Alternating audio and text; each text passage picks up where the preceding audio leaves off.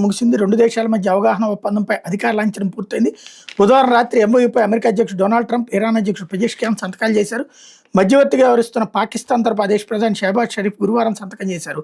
స్విట్జర్లాండ్లో శుక్రవారం జరిగే అధికారిక కార్యక్రమంతో ఒప్పంద లాంఛనం సంపూర్ణమవుతుంది.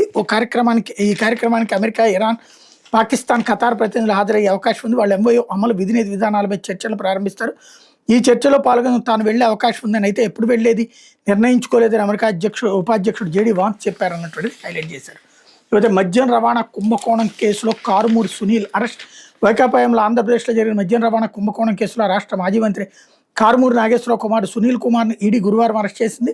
దాంతో ఈ కేసులో ఈడీ అరెస్ట్ చేసిన వారి సంఖ్య 3కి చేరింది. ఇదే కేసులో నిందితులుగా ఉన్న ఆంధ్రప్రదేశ్ బెవరేజెస్ కార్పొరేషన్ అప్పటి ఎండీ వాసుదేవరెడ్డి కుంభకోణంలో ప్రభుత్వం తరపున అన్ని తానే నడిపించిన రాజకేశ్ రెడ్డిని ఈ నెల 11న అరెస్ట్ చేసింది. సునీల్ కుమార్ తండ్రి మాజీ మంత్రి నాగేశ్వరరావు కూడా ఈడీ తాజాగా నోటీసులు జారీ చేసింది. ఈ నెల 23 విచారణకు హాజరు కావాలని పేర్కొందన్నటువంటిది హైలైట్ చేశారు.